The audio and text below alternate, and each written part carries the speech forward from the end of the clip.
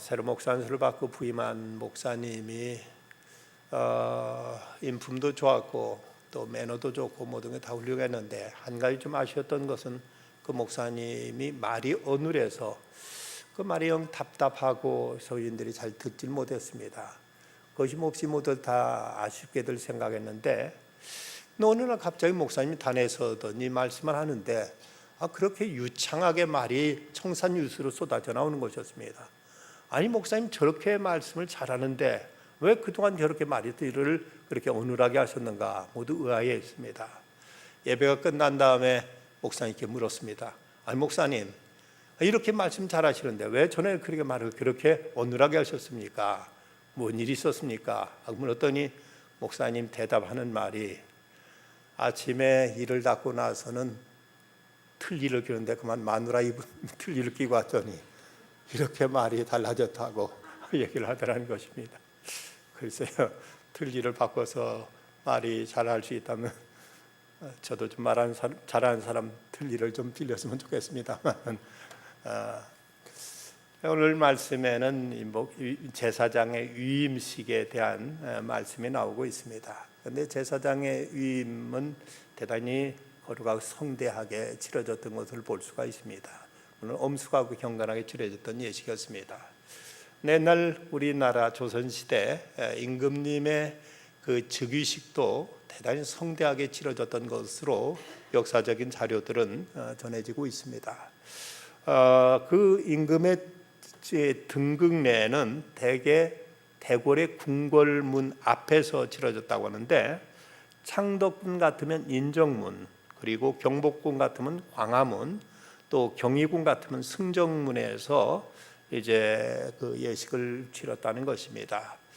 예식을 치를 때는 이제 제단에 그를 쌓아놓고 거기에 이제 그 악대가 자리 잡고 또 제단 아래는 의장대가 도열하고 3품 이상의 문무백관들과 그 왕의 종친들이 품계별로 들어서게 되면 면류관을 쓴 새 임금이 가마를 타고 나와서 이제 취임식을 거행하게 되었다고 합니다. 그런데 그 취임식 거행할 때 그 사회자라고 말할 수 있는 전의가 국궁사배하고 이렇게 외치면 문무백관들은 그 자리에서 이제 그 허리를 직각으로 90도로 굽히고 이제 절을 하는데 4번 절을 했다고 해서 국궁사배라고 불렀답니다. 이어서 전위가 홍삼고두하고 외치면 백관들은 꿇어앉은 채로 그 허리를 굽히고 그 들고 있던 홀로 머리를 자기 이마를 3번을 쳤다고 합니다. 그리고 전위가 산호하고 외치면 백관들은 2손을 맞잡고 그리고 이제 이 손을 머리에 대면서 천세하고 이렇게 외쳤다는 것입니다.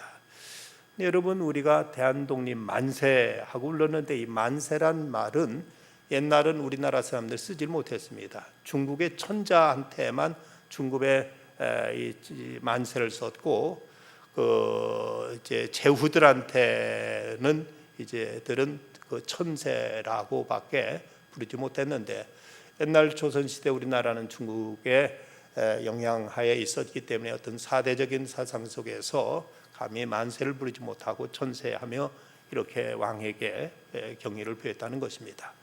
근데 특별히 왕이 그 당시 썼던 그 면류관은 여러 가지 의미심장한 이런 상징성이 있다고 합니다.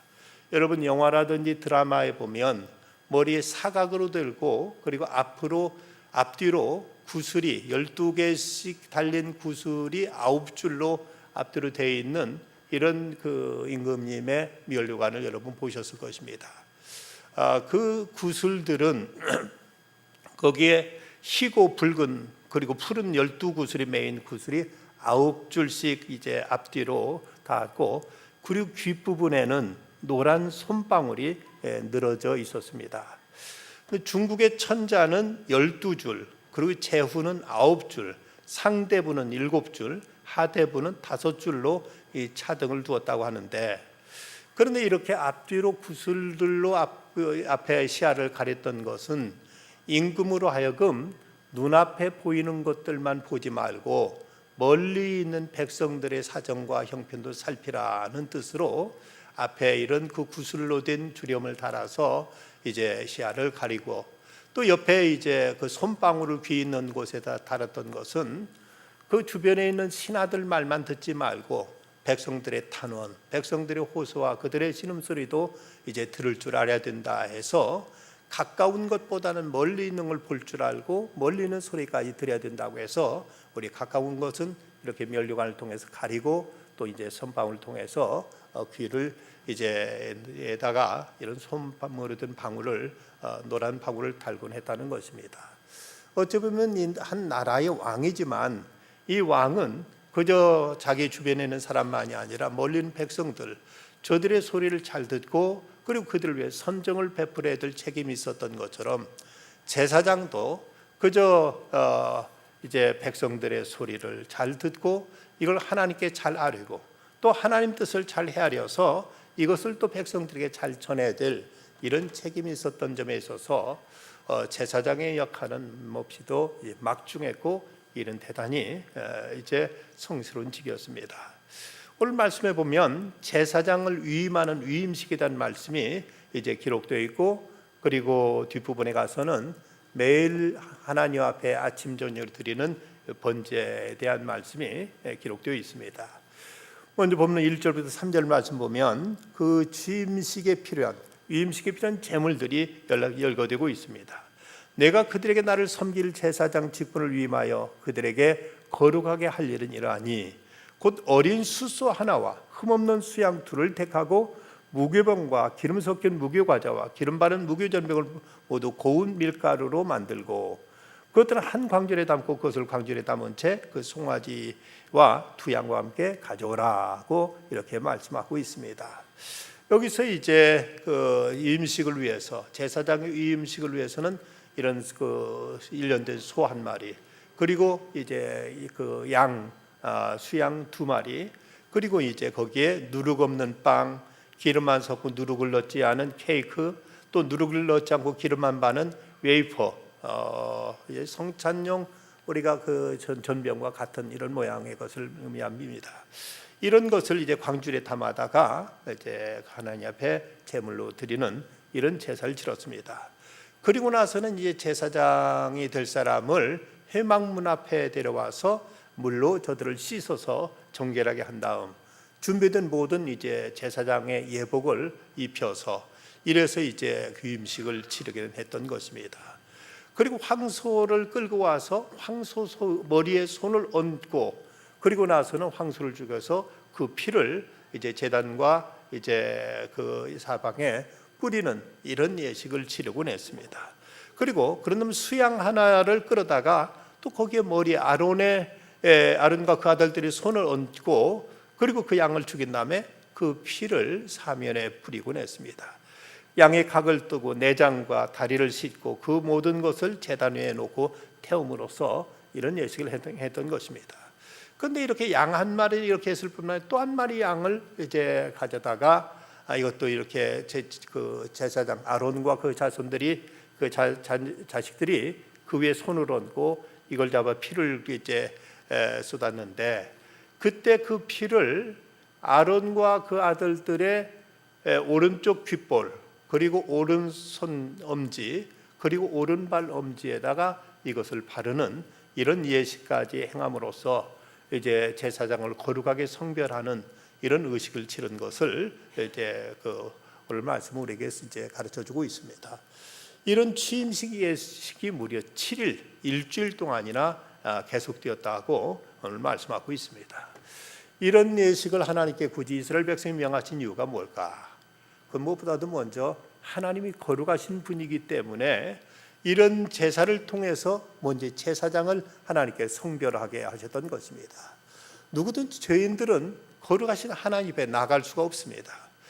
누구도 하나님 앞에 죄인들 모습 나가면 하나님의 진노의 불이 살라버릴 수밖에 없기 때문에 그 하나님을 일반 백성들이 만날 수 없게 되자 하나님께서 제사장을 선별하셔서 그들을 먼저 이렇게 거룩하게 성화시키고 그들을 통해서 이스라엘 백성을 대신해서 이제 하나님 앞에 제사를 드리고 또 하나님의 뜻을 하달받고 하는 이런 예식을 행하도록 하나님께서 제사장을 이렇게 성별하신 것을 볼 수가 있습니다.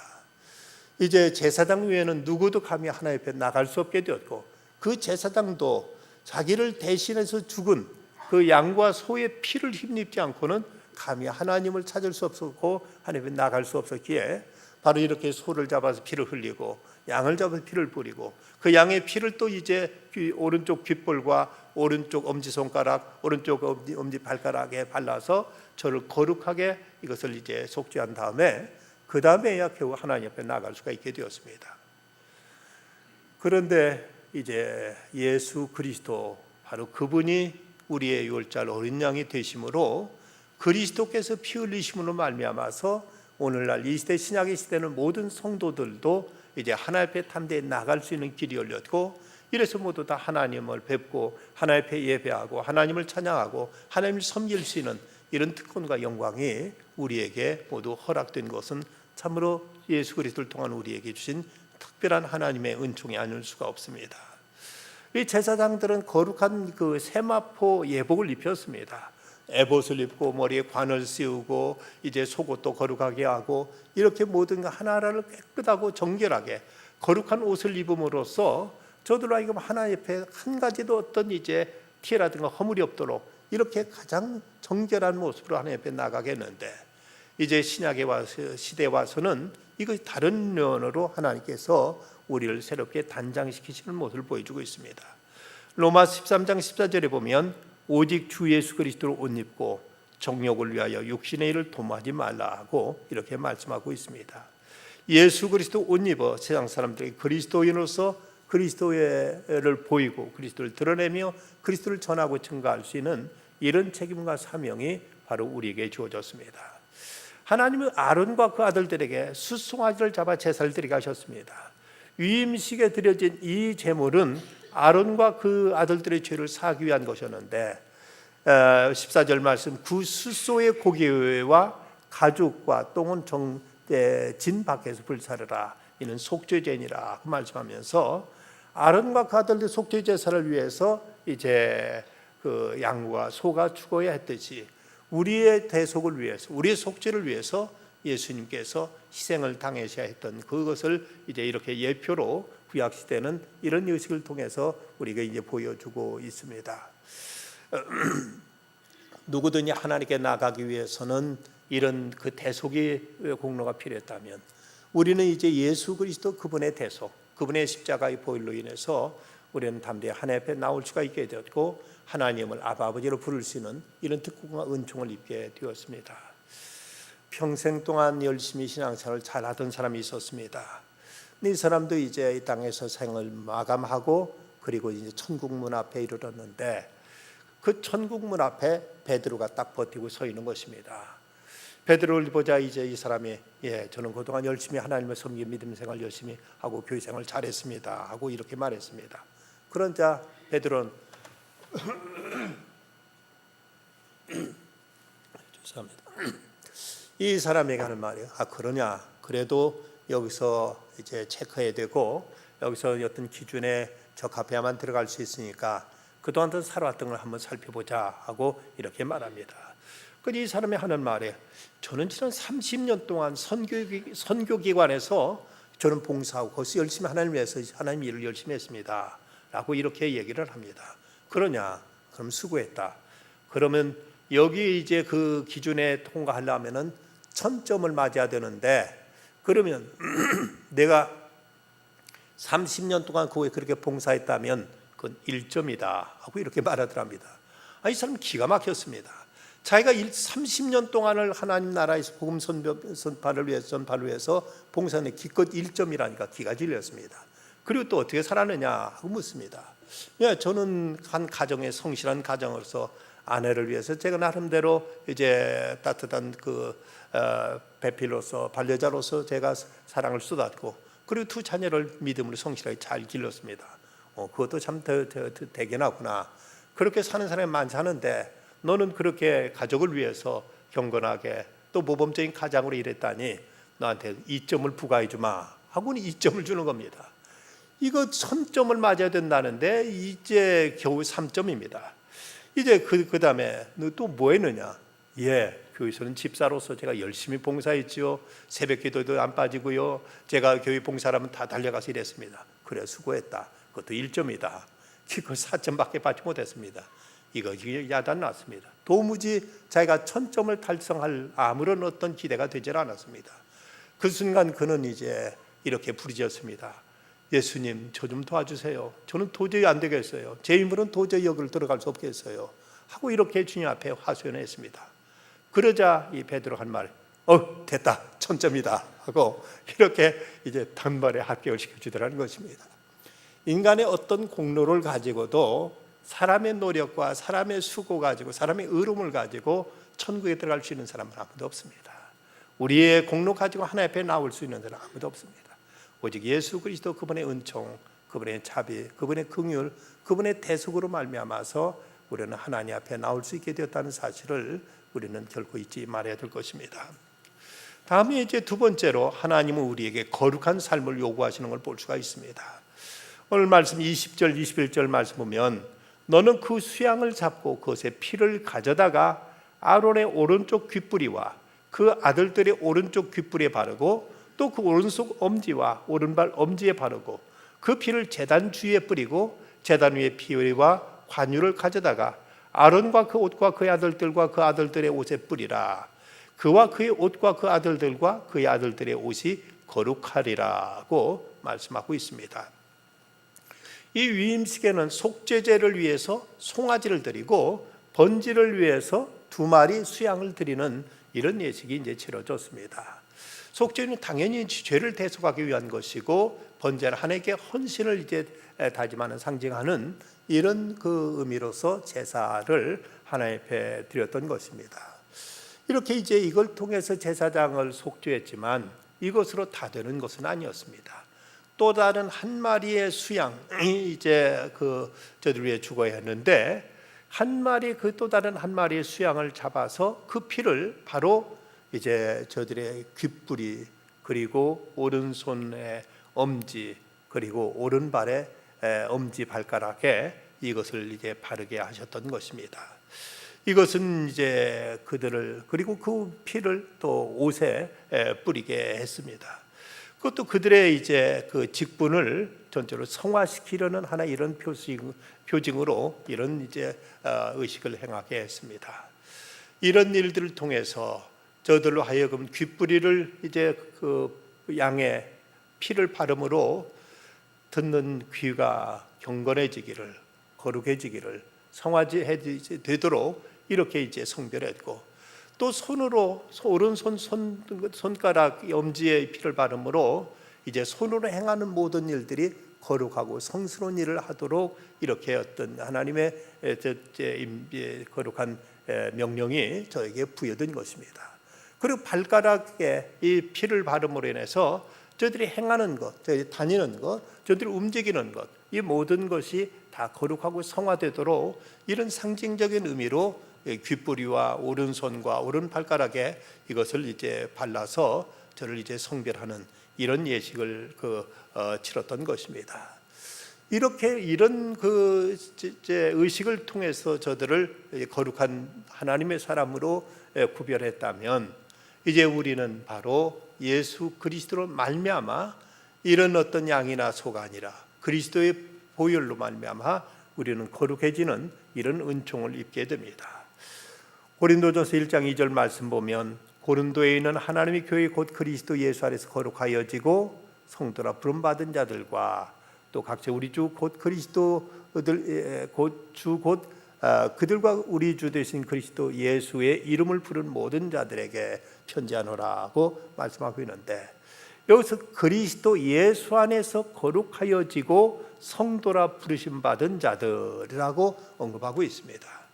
이제 신약의 시대 성도들이 거룩해지는 것은 이런 양이나 소의 피로 거룩해지는 것이 아니라 예수 그리스도를 통해서 예수 그리스도로 말미암아서 거룩해진다는 것을 여기서 말씀하고 있는 것을 보게 됩니다. 이스라엘 제사장은 이건 대단히 중요한 직책이었습니다. 이스라엘이 그 백성의 모든 이제 장정만 60만 아니나 되는 사람들 그 남자 여자 어린아이가 치면 200만이 넘는 숫자였을 것입니다만은 그 200만이 넘는 사람들 가운데 누가 뭐라 해도 그 중에 가장 대표적인 인물은 당시로서는 모세였습니다. 그런데 이 모세를 하나님께서 세우실 때도 이스라엘의 지도자로 출애굽의 영도자로 세우실 때도 하나님께 그에게 이런 거창한 어떤 위임식, 어떤 취임식, 임명식 이런 건 전혀 하지 않으셨습니다. 그냥 가시나무 떨고 가운데 그에게 나타나셔서 너는 내 백성 이스라엘을 이제 애굽에서 이끌어내라 하고 하나님께 그를 부르시고 명하심으로 그는 이제 하나님 명령을 받들고 애굽에 가서 출애굽의 대역사를 치렀습니다. 그런데 그 대제사장 아론과 그 아들들을 그 제사장으로 세우는 일에는 하나님이 이렇게 성대한 이렇게 그 아주 엄숙한 이런 그 위임식을 치르면서 하나님께 저들을 제사장으로 삼으시는 것은 그 제사의 직무가 그토록 소중하고 이것이 대단히 귀한 것이었기 때문에 하나님은 이런 엄숙한 예식을 통해서도 제사장들을 이렇게 성별하셨고 저들을 제사장으로 세우는 이 거룩한 의식을 이렇게 행하도록 하나님께서 저들에게 명하신 것을 볼 수가 있습니다. 저들은 이제 무엇보다 이스라엘 백성이 죄를 대속해야 되는 이런 막중한 책임이 있었기 때문에 그 일을 위해서는 저들부터가 먼저 하나님께로부터 이제 성별됨을 받아야 되고, 그래서 그들이 하나님 앞에 나가서 이스라엘 백성 죄를 안고 나가서 하나님 앞에 자복하고 회개하며 제사를 드릴 때 하나님은 그 제사를 받으시면서 이스라엘 백성들의 죄를 이제 사해 주시는 이런 은총을 베풀어 주셨습니다. 그런데 그들에게 바로 이렇게 오른쪽 귓불이 그리고 오른쪽 엄지손가락 그리고 오른발 엄지발가락에 이런 피를 바른 것은 그들 자신 이제는 하나님께 성별된 하나님의 사람들이기 때문에 그들하고 이제 거룩하고 경건한 삶을 살아가도록 저희들 무슨 말을 듣든지 그 사람들 말 속에서 또 그리고 하나님의 음성을 들을 수 있고 백성들의 그 호소와 신음과 그들의 이제 부르짖는 소리를 듣고 이걸 하나님 앞에 올려야 될 이런 책임, 그리고 저들이 향하는 그 모든 손의 수고와 발로 걸어다니는 모든 행동 거지 하나하나 이것이 모두 다 하나님 앞에 성별된 거룩한 제사장의 직무를 행하도록 이렇게 오른쪽 귓불이와 오른손가락, 엄지손가락 그리고 오른발에 이 피를 바름으로 저들이 하나님 앞에 거룩하고 경건하고 흠이 없는 이런 삶을 살도록 하나님께 이렇게 대속하신 것을 보게 됩니다. 그리고 저들은 이제 하나님의 제사드린 그 제물도 먹도록 허용하셨습니다. 이제 아무나 함부로 먹을 수 없는 거룩한 음식을 먹게 하심으로 하나님께서 저들로 하여금 이 거룩한 이제 성직을 행함에 있어서 하나님께 저들의 필요를 공급하셨고 저들에게 하나님께서 제물을 통해서 이제 저들의 삶을 생활을 하나님께 보장해 주시는 이런 은총까지도 베풀어 주셨던 것입니다. 우리가 하나님의 은혜로 말미암아 이제 대속함을 받고 우리가 거룩한 성도가 되었다면 우리 또한 이제 거룩한 삶을 살아야 될 이런 책임이 함께 우리에게 이제 부여되는 것입니다. 우리가 듣는 것도 무엇보다도 우리는 하나님의 음성을 들을 수 있는 거룩한 귀가 되어야 되고 우리들이 하는 모든 행동과 하는 일들이 이것이 하나님 앞에 성별된 귀한 일들, 이런 성스러운 일들이 되어야 되고 우리가 걸어다니는 곳들까지도 이제 거룩한 곳을 다니며 거룩한 일에 우리 발걸음이 옮겨질 수 있도록 이를 위해서 우리가 성별한 삶을 살아야 될 것입니다. 우리는 과연 얼마만큼 하나님의 음성을 듣고 살아가고 있는가? 우리의 귀가 세상의 잡다한 소리 가운데서 자꾸 부정적인 얘기, 세상에 욕된 것, 세상에 더러운 얘기들만 자꾸 듣게 되면 이걸 통해서 우리들의 생각도, 우리들의 사상도, 우리들의 모든 이제 철학도, 의지도 다 이런 쪽으로 흘러버리기가 쉽습니다.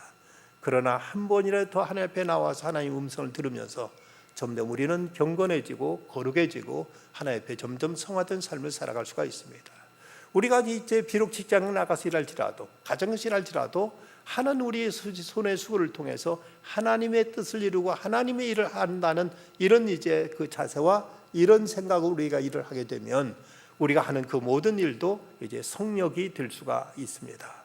우리가 걸어다니는 모든 발걸음들도 하나님과 동행하면서 주님께 기뻐하시는 곳을 찾아다니게 될 때 우리의 발걸음이 진정 하나님 앞에 거룩한 발걸음으로 이렇게 바꿔지게 될 것입니다.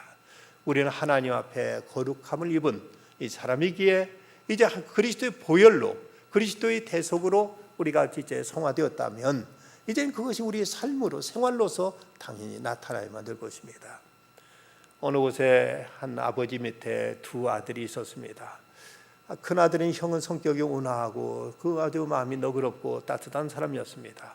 근데 동생은 아주 난폭하고 거칠기가 짝이 없었습니다. 어느 날 형이 이제 밤에 그 잠자리에 들었는데 갑자기 문을 두드리는 소리 나가 보니까 동생이 갑자기 헐레벌떡 뛰어들어오는데 그거 보니까 옷이 빨간 피에 물들어 있었습니다. 어떻게 된 것이냐 하고 물었더니 동생이 하는 말이 친구하고 싸우다가 그만 친구를 죽이게 돼서 이제 쭉 도망쳐 왔습니다라고 이렇게 말하는 것입니다. 경찰이 지금 쫓아오고 있는데 숨겨달라는 것입니다. 그래, 너 어서 그 옷 벗어라. 그리고 내가 입은 옷이니까 네 옷을 입어라 하고는 그 동생을 꼭꼭 다락저 깊은 곳에 숨겨놓고 기다렸습니다. 아니나 다를까 조금 있으니까 경찰이 쫓아오는 겁니다. 여기 이제 누구 들어오지 않았느냐 하면 묻습니다. 내가 들어왔다고 얘기합니다. 너 이렇게 뭐하다 왔느냐? 그만 싸우다 사람을 죽였다고 말합니다. 너 어서 가자 해서 그 형이 동생을 대신해서 끌려가서 재판을 받고 그가 살인범으로 몰려서 그가 사형을 당하게 됩니다. 그는 이 사형을 당하기 전에 감옥에서 자기 동생에게 이렇게 편지를 썼습니다. 사랑하는 동생아, 난 너를 사랑한다. 그래서 너 대신 내가 죽는다. 내 피 묻은 옷을 내가 입고 내 죄를 대신해서 내가 죽는다. 너는 내 깨끗한 옷을 입었으니 이제는 죄 짓지 말고 바르게 살도록 해라 하고 그 편지를 동생에게 보내주고 이 형은 동생을 대신해서 형장의 이슬로 처형받고 사라지게 되었습니다. 이제 동생은 그 편지를 받았을 때 형이 설마 자기 대신 이렇게 죽기까지 하랴 싶었는데 이 편지를 받게 되니까 그런 통곡을 하면서 울게 됩니다. 그러면서 그 편지를 받고 나서 그가 이제 다짐합니다. 그렇다. 형이 나를 대신해서 죽었으니 나는 이제는 내가 이전 모습으로 살아서는 안 될 것이다. 형처럼 깨끗하게, 형처럼 의롭게, 형처럼 경건하게 바르게 살아야 되지 않겠느냐 하고 다짐하더라는 것입니다. 여기서 형은 어쩌면 우리 예수님을 의미한다고 말할 수 있을 것입니다. 예수님이 우리를 대신해서 대신 죄인의 옷을 입고 죽으셨다면 이제 우리는 예수 그리스도 옷 입고 우리는 거룩하게 경건하게 의롭게 하나님의 나라를 위해서 성스럽게 살아야 될 이런 책임과 사명이 우리에게 부여되었습니다. 이제 38절 이후로 46절 사이에서는 하나님의 백성들이 이제 하나님 앞에 매일 날마다 아침과 저녁으로 드려야 될 이 번제에 대해서 말씀하고 있습니다. 하나님께 드리는 이 제사는 이스라엘 백성 전체를 위한 제사인데 날마다 한 1년 된 어린 양 한 마리씩 아침과 저녁으로 제물을 드렸습니다. 그리고 거기에는 이제 고운 밀가루 10분의 1대 또 좋은 올리브 기름 4분의 3대로 반죽한 것과 또 3분의 1대의 포도주를 아침 저녁으로 이제 곁들여 바쳐야 했습니다. 그것은 여호와를 기쁘게 하는 향내 나는 예물이고 또 살라서 헌납하는 예물이 되었습니다. 그것은 여호와 회막 입구에서 대대로 계속해서 드림으로 거기에서 하나님 모세를 만나시고 이스라엘 백성들을 하나님 만나시며 거기서 그들에게 하나님 말씀을 주시고 그들과 하나님은 교제하기를 원하셨던 것입니다. 이런 일들을 통해서 하나님은 이스라엘 백성과 매일 하루하루 날마다 삶 속에서 그들로부터 제사를 받으시고 그리고 그들에게 하나님께서 말씀해 주시고 그들과 교제하고 그들과 이제 함께 만나는 이런 이제 그 코이노니아가 이루어지기를 하나님은 기대하셨던 것입니다. 우리들은 자칫 일주일에 한 번 주일날만 한 번 나가서 예배드리면 된다고 생각하고 주일날 한 번 예배드린 다음에는 이제 빠이빠이 하고 하나님 성전에 잘 계십시오. 세상은 험한 곳이니까 하나님 점잖으신 분이 세상 나오셨다는 욕 먹으시고 부끄러운 일 당하십니다. 망신 나가니까 하나님 성전에만 가만히 계십시오. 하고는 이제 세상 굳은 일은 우리가 다 하겠습니다. 한 다음에 세상에 나가서 전혀 이제 성전과 하나님과 무관한 듯이 이제 살아갑니다.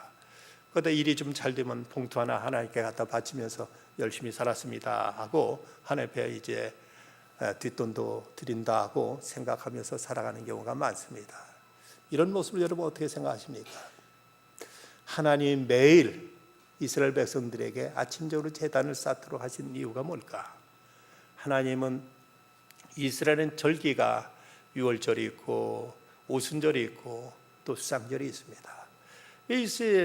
어쩌면 그 3번의 절기만 지키면 되는 건 아닌가 싶지만 하나님은 이스라엘 백성과 매일 날마다 그들과 교제하기를 원하셨고 그들과 하나님은 함께 이제 만나기를 원하셨다는 사실을 우리는 잊지 말아야 됩니다.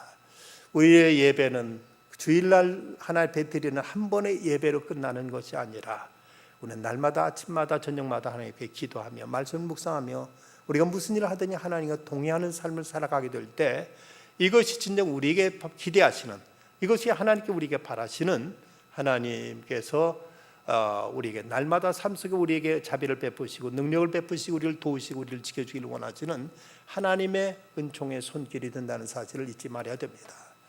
우리가 실제로는 우리 생활 속에 하나님 도와주기를 기대하면서도, 그런데 아이러니한 것은 생활 속에서 정작 하나님을 잊고 지낸다는 사실이요, 하나님 없이 살아간다는 것이요, 하나님과 전혀 무관하게 그냥 세상 풍조와 자기 의지대로 살아간다는 것이, 이것이 이제 이 시대를 살아가고 있는 많은 성도들이 실패하고 있는 가장 큰 이유라고 말할 수가 있습니다.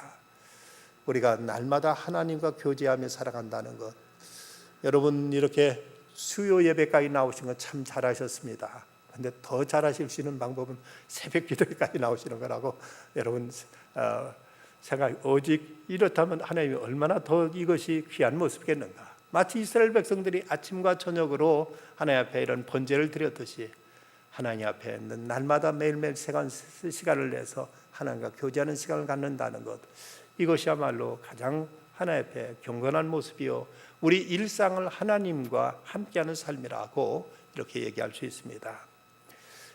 어떤 여집사님의 이런 간증이 있습니다. 누군가 하나님께 자신의 소중한 것을 먼저 바쳐보라고 해서 새벽마다 2,000원씩 번제 예물을 100일 동안 드리기로 작정했습니다. 그렇게 드리던 46일째 되는 날, 남편이 발행한 당좌 수표를 막지 못해서 구속될 처지에 놓였습니다. 그날 밤 남편은 잠든 아이들 손을 쓰다듬으며 말했습니다. 얘들아, 오늘이 너희들과 함께하는 마지막 밤이 될 것 같다. 이제 아빠가 없어도 엄마와 함께 용기 잃지 말고 꿋꿋하게 살아야 돼. 그러면서 애들 얼굴에 굵은 눈물을 뚝뚝 흘렸습니다. 그리고 자신의 손을 꼭 잡고 너무 많은 빚과 짐을 지워 미안하다며 끝내 눈물을 보였습니다. 그때까지 한 번도 남편의 눈물을 본 적 없던 그녀는 곧 교회로 달려가 무릎 꿇고 기도했습니다. 하나님, 이제까지 남편의 사업을 위해서 새벽마다 가진 돈을 거의 털어서 드리며 간절히 울며 기도했는데 응답은커녕 이제 식구들이 뿔뿔이 흩어지게 됐습니다. 이제 집세 보증금 300만 원으로 당좌 수표를 막으면 이 추운 겨울에 집도 없이 어떻게 살아야 합니까? 그때 하나님께서 여호수아 1장 8절 말씀을 주셨습니다. 내가 내게 명한 것이 아니냐. 마음을 강하게 하고 담대히 하라. 두려워하지 말며 놀라지 말라. 내가 어디로 가든지 내 하나님 여호와가 너와 함께 하느니라. 그 말씀을 받자 하나님께 당좌 수표 문제를 해결해 주실 것이고, 만약 해결되지 않아도 하나님께서 다른 큰 섭리로 자기 가정을 지켜주실 것이라는 확신이 생겼습니다. 하나님, 이 문제를 해결해 줄 줄 믿습니다. 그러나 그리 아니하실지라도 믿음 흔들리지 않고 감사하겠습니다. 그리고 집으로 뛰어와 남편 손을 꼭 잡고 그 말씀을 읽어주며 남편에게 용기를 주었습니다. 다음날 아침 남편을 보내고 간절히 금식 기도를 하는데 기도 중에 가끔 의심이 밀려왔습니다. 남편이 붙잡혀 갔을까? 오늘 저녁 가족들이 단란한 시간을 가질 수 있을까? 그 의심을 물리치기 위해 더 눈물과 땀으로 기도하다가 깜빡 잠이 들었습니다. 갑자기 문 밖에서 남편의 목소리가 들리는 것 같았습니다. 잠결에 잘못 들은 줄 알았는데 정말 남편이 현관문을 열고 들어오고 있었습니다. 경찰서에서 면회할 때나 볼 수 있을 줄 알았던 남편이 앞에 서 있었고 게다가 큰 기적을 안고 돌아왔습니다. 전에 거래하다가 부도난 회사 사장이 받은 것을 포기한 돈 1,200만 원짜리 자기 압수표를 들고 기적적으로 나타났다는 것이었습니다. 꿈만 같았습니다. 몇 번이나 다리를 꼬집어보고 머리카락도 뽑아봤는데 진짜 현실이었습니다. 그저는 눈물로 기도했습니다. 하나님 감사합니다. 작정한 100일 중 절반도 기도하지 못했고 겨우 2,000원씩밖에 드리지 못했는데 1,200만 원이라는 거금을 주셔서 감사합니다. 비록 2,000원이었지만 그 돈은 가정의 생명줄이었고 먹지 않고 버스도 타지 않고 모아서 드린 돈이었는데 그들을 하나님께서는 그 과부의 전 재산처럼 생각하시고 그 헌신을 받아주신 것이었습니다. 주님, 제가 힘써 드릴 때 하나님이 이미 1200만 원을 예비해 두셨군요. 이제 이 1200만 원이 더욱 큰 역사를 이룰 씨앗이 될 줄 믿습니다. 결국 그 돈으로 재기해서 7년 만에 지하에서 1층으로, 그 후 다시 13년이 지나서 7층짜리 빌딩을 짓고 지금 열심히 하나님께 헌신하며 선교에 힘쓰고 있다고 합니다. 우리가 어떤 어려움이 있을 때 하나님 앞에 작정하고 새벽마다 나와서 하나님 앞에 부르짖어 기도하다 보면 하나님은 우리들이 전혀 예상치 못한 놀라운 능력과 은혜가 우리 삶 속에 하나님 구체적으로 역사하시고 하나님께서는 크신 일을 이루십니다. 우리가 주일날 예배드리는 것만이 아니라 일상 속에서 날마다 아침 저녁 하나님 말씀 묵상하고 하나님께 기도하는 이런 하나님께 드리는 상번제, 하나님께 드리는 이런 제단 쌓는 생활이 계속될 때 하나님은 우리들의 구체적인 생활 속에서 주일날만 우리에게 은혜 베푸시는 끝나지 않고 우리 일상생활, 우리들 가정과 직장과 모든 우리 삶의 현장 속에서 하나님 우리에게 역사하시고 크신 은혜와 능력과 자비를 베풀어 주십니다. 그 은혜가 우리에게 임할 수 있도록 우리가 거룩하신 하나님 앞에 그리스도의 공로 십자가 앞에 나오기를 기뻐하고 주님과 날마다 교제하며 살아가는 중에 주님의 크신 능력과 은혜가 우리 현실의 삶 속에도 기적처럼 이루어지는 이런 하나님의 은혜 속에 살아가는 참된 믿음의 삶이 되시기를 주님의 이름으로 축원합니다. 기도하시겠습니다. 거룩하신 아버지 하나님, 이 밤도 주님 앞에 나왔습니다. 지난 주일 하나님 앞에 예배드렸기에 이 밤에 주 앞에 나오지 않는다고 하나님 벌하실 분은 아니신 줄 압니다마는 그래도 한 번이라도 더 주 앞에 나오는 것 주께 기뻐하실 줄 믿어서 제가 주 앞에 나왔습니다. 이렇게 나와서 주의 말씀을 들으면서 저희들의 귀가 거룩해지게 해주시고 하나님께 예배하면서 저희들의 마음도, 그리고 나가서 일할 때 저희들의 손발도 깨끗해지고 성결하게 하여 주시옵소서. 그래야 하루하루 생활 속에 주님과 날마다 교제하며 살아가는 중에 주님의 그 크신 능력과 자비와 은총이 저희들의 삶 속에서 날마다 아름답게 열매 맺고 결실하는 저희들의 생이 되도록 주께 축복하여 주시옵소서. 아버지 하나님, 메마른 이 땅에 단비를 내려주셔서 저 탄식하고 있는 농민들에게 새로운 희망을 허락하여 주시옵소서. 예수님의 이름으로 기도드리옵나이다.